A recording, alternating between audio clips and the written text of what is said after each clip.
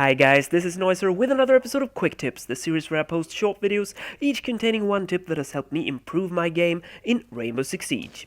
Today I'm going to share a really simple but effective tactic that I picked up from another YouTuber I just recently discovered. His name is Baba Fabes, and I really encourage you to go and check out his channel if you like tips and tricks for Rainbow Six Siege. There is a link in the description below if you want to do that. This tactic is extremely effective for attacking Garage on Consulate, and this footage is actually from the very first chance I got to try it out with a friend after watching Bubba's video.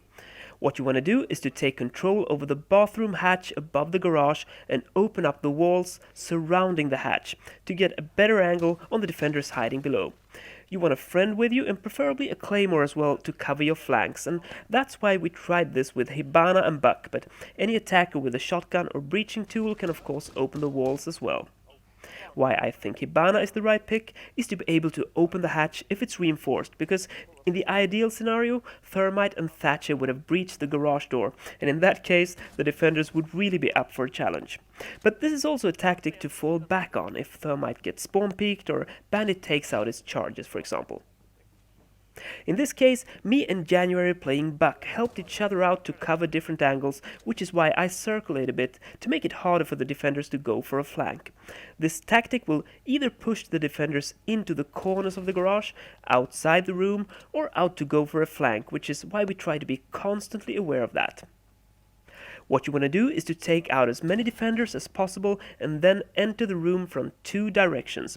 At this stage, they're often hiding either behind the vehicles or in the cafeteria in my experience. That is two of the few spots by the objective where they can feel fairly safe actually, as long as the garage door isn't open of course. As usual with these tips, this isn't really rocket science, but I've actually never seen this done like this before in the hundreds and hundreds of hours I've played this game. Not until I saw Bubba's video around this. Yes, I've seen similar things with the hatch above Laundry on Oregon for example, and I guess it would work just as well by the hatch above Visa office when you're attacking that. And I must say, when performed correctly, this is really hard to defend against, which directly leads me to one defense tactic that you have to be a bit aware of, as some defenders like to take control of the press room and open kill holes by the windows down towards the garage door. So drone the room and don't go in alone if you don't have to, depending on what kind of a position you're up against, of course. Although I must admit I barely escaped death in this round, this was sort of the first rough test, and against a decent team as well, while we were outnumbered. And this surely is a tactic that I haven't used for the last time. So, to sum this up, when attacking the garage on Consulate, take direct control of the press room and the public bathroom. Open the bathroom hatch and the surrounding walls to get better angles on the defenders below. Put up claymores in doorways if you have them, and constantly circulate to cover your flanks and get the defenders to move into an angle where you can shoot them from above. Decimate their numbers as much as possible, and then enter from multiple directions if you have a friend with you to take down the remaining defenders below. So that's about it for today, guys. What do you think about this tactic?